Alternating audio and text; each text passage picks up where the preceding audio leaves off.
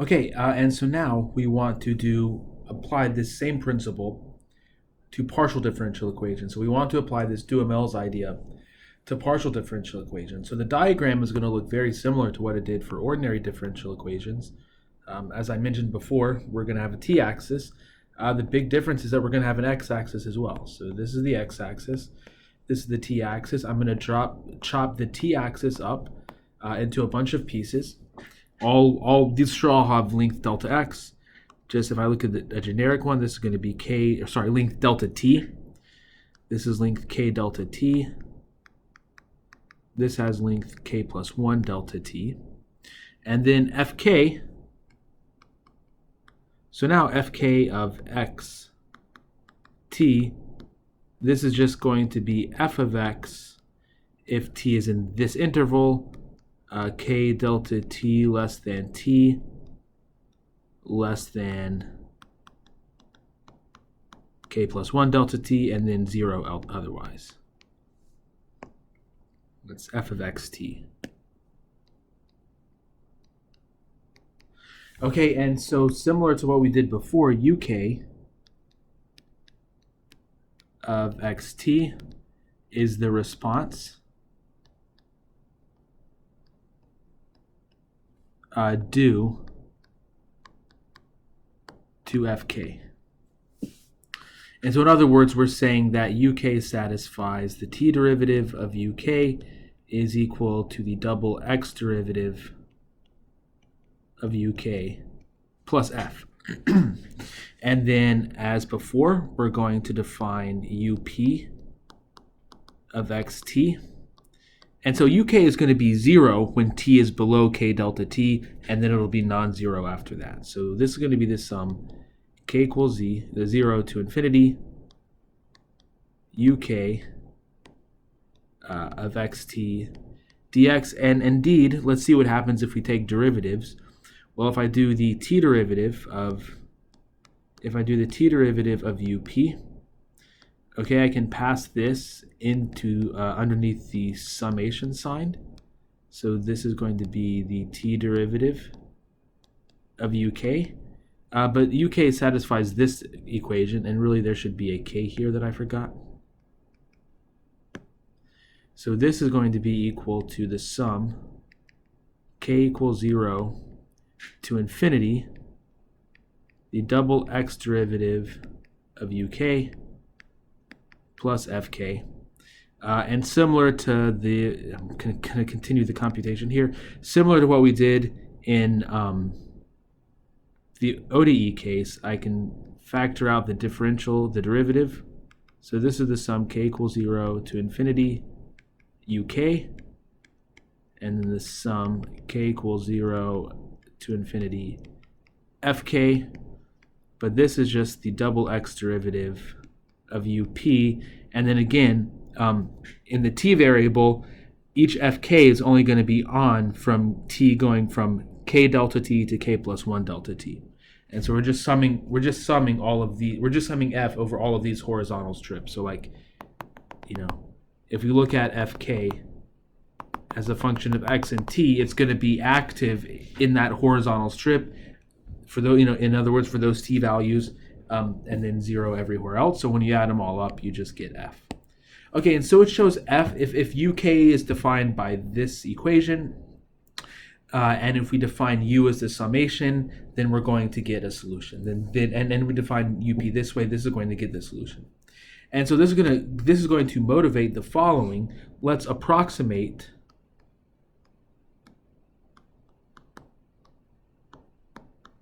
let's approximate uk of xt for t greater than k plus 1 delta t. Well, again, what's going to happen is, what is f here? F is a source of concentration. So if we imagine that f is constant from k delta t to k plus 1 delta t, in other words, if we imagine that it's constant in terms of t, it varies in terms of x, but for every value of x, we assume it's constant. So it's like constant there, it's constant there, and so on and so forth. Okay, if it's constant there, then in other words, at every point x in this on the real line, there's going to be a constant source for this time interval. Okay, it could vary from x to x, but for each x for this time variable k for this time interval k delta t to k plus 1 delta t, the source is going to be constant. And so what is the increase in concentration over a span of delta t if that increase is constant? Well, it's just going to be that constant times delta t. So if f of xt is approximately equal to f of k plus 1 delta t, then UK solves approximately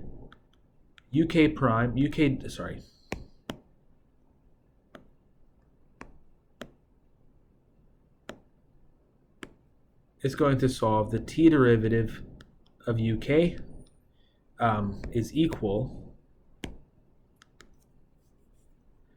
to the double x derivative of UK here, because we're talking about t above k plus 1 delta t. At that point, the f is turned off for this solution.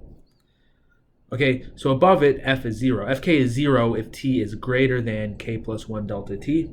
It satisfies this, but it also satisfies u of x k plus 1 delta t. This is also going to be approximately equal to f of k plus 1 delta t times delta t. So this is like the initial concentration. So we're thinking about starting the diffusion equation at k plus 1 delta t, and this is like the initial concentration. Why is that the initial concentration? Well, if we look at Fk, it's just going to be constantly adding concentration at a rate of Fk. And it's going to be doing that for delta t seconds. So the total concentration added over that interval by Fk is going to be equal to that right there, to that quantity there. Okay, so in other words, U satisfies that.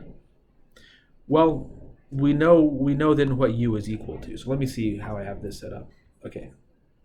Yeah, okay, so U satisfies that. So let's go down to the next page here. If I fix a generic value of t, so let's say come up here and I fix a generic value of t. I want to evaluate the solution at that point. So up of t of then is approximately going to be equal to the following. The sum k equals 0 to n. Okay, so what is n? N is just the thing that satisfies n delta t is equal to capital T. Okay, now similar to before, it's possible that there's not, is in fact, likely that there's not going to be an integer n that satisfies this equation. Just make delta t get smaller until there is an integer that satisfies this equation. But anyways, this is going to be approximately equal to UK. What is UK? UK is now going to be this approximation. So let's say UK tilde is the solution to this problem. And given the discussion, UK is approximately equal to UK tilde. Again, this is just like if we approximate f as being constant on that interval, and the t variable being constant on that t interval, then UK is approximately equal to UK tilde. Again, as we let delta t go to 0, that approximation gets better and better. So this is going to be UK tilde evaluated at t, sorry.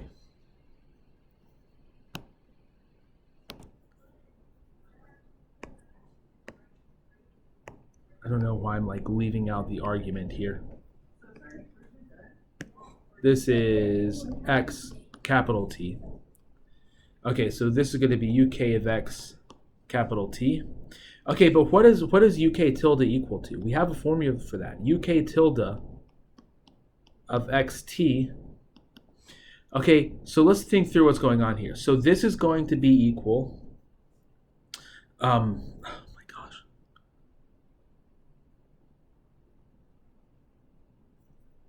Okay. Sorry, I realize I'm forgetting to write the space argument here as well. Sorry about that. Long day. Okay. So UK is a solution to this problem. So this means UK of t. So how do we want to think about this? UK is just the solution to this homogeneous diffusion equation. But now we're looking at our starting value, our starting point, not being at t, but we're looking at it as being we're looking at the starting value not being 0, but being k plus 1 delta t. Okay, so the starting value is not 0, it's k plus 1 delta t. The starting value is not 0, it's k plus 1 delta t. So then when we think about the diffusion equation, we're really interested in the elapsed time. Okay, so the solution then is going to be the integral minus infinity to positive infinity f of x k plus 1 delta t, and the fundamental solution x minus y, and then here it's going to be t minus k plus 1 delta t, and then dy. And then again, the reason that we're doing this is the elapsed time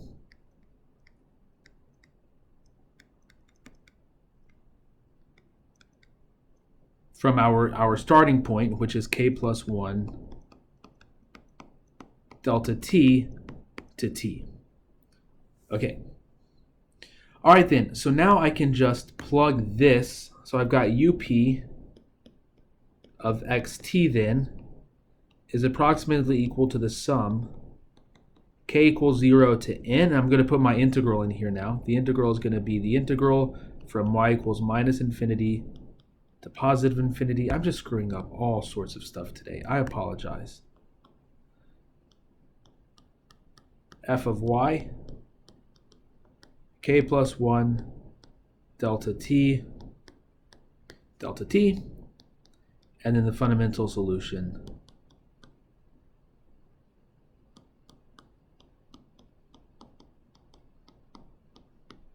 just like this, dy.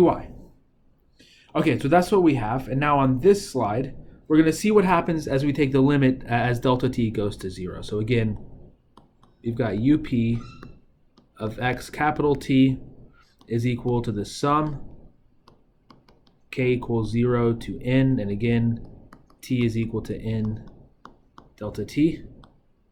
This is going to be the integral minus infinity to positive infinity, f of x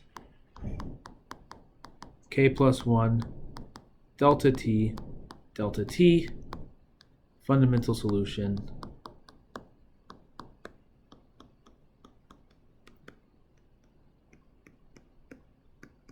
Okay, now what happens as delta t goes to 0? Well, again, this is just a Riemann sum. If I look at the delta t in the sum, this is a Riemann sum. And as delta t goes to 0, this is going to go to the integral 0 to t f of xt. Sorry, I forgot the inner integral. Minus infinity to positive infinity f of xt. This will be x minus y. This will be big T minus little t. And then we're going to have dy dt. Okay, and of course, similar to how we did this with the ordinary differential equations, we use capital T, or we normally use lowercase t to represent time. Well, the t there is just a dummy variable, so we're going to replace that with s. And we're going to have up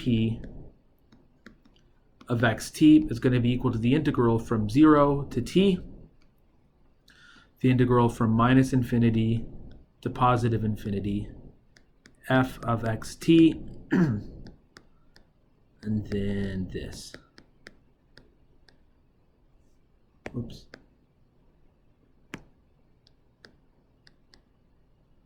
Sorry, this is s.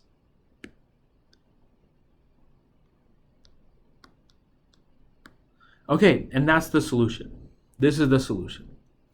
And again, similar to with ODEs, if I look at this piece right here, I'm going to call this W of x t s. And what does W satisfy? W, and you can show this, W satisfies the t derivative of W is equal to the double x derivative of W, and W of x s s is equal to f of x s.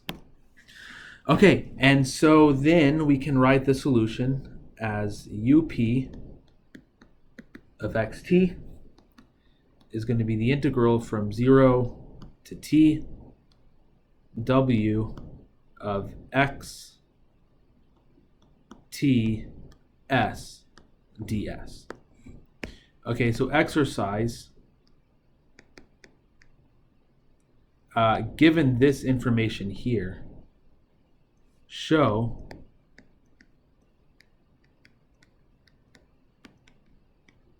that this satisfies the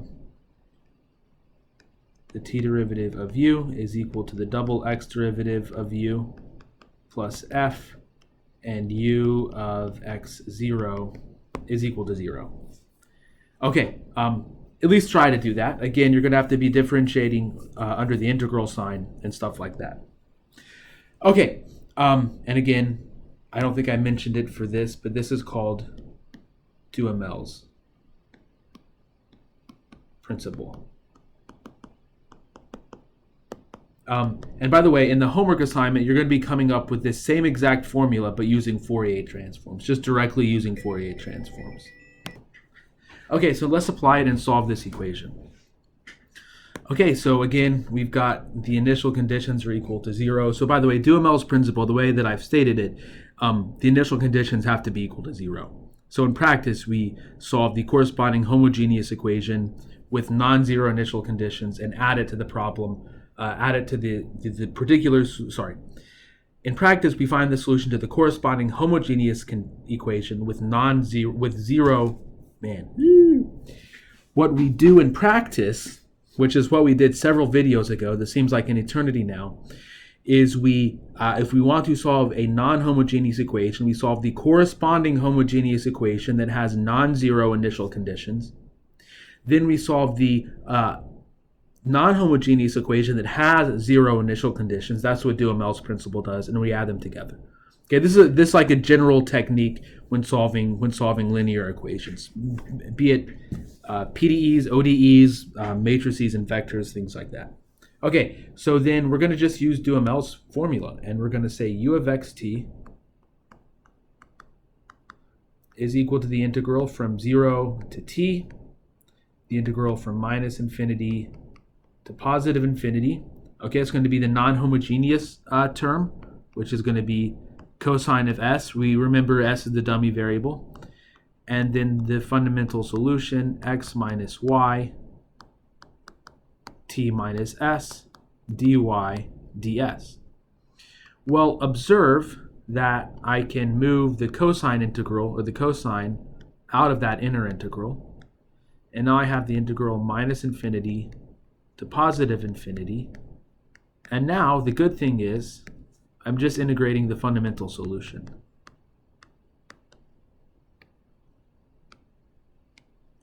Okay, I'm just integrating the fundamental solution. Well, I know what the integral of the fundamental solution is. The integral of the fundamental solution is 1. And so this is just going to be the integral from 0 to t cosine of s ds, which is equal to sine t. And you can verify that this equation does satisfy that problem right there. Okay, that's it. That's Duhamel's principle. Think about other ways that you can apply Duhamel's principle. I think it's an interesting way to find solutions to non-homogeneous equations from solutions to the corresponding homogeneous equations.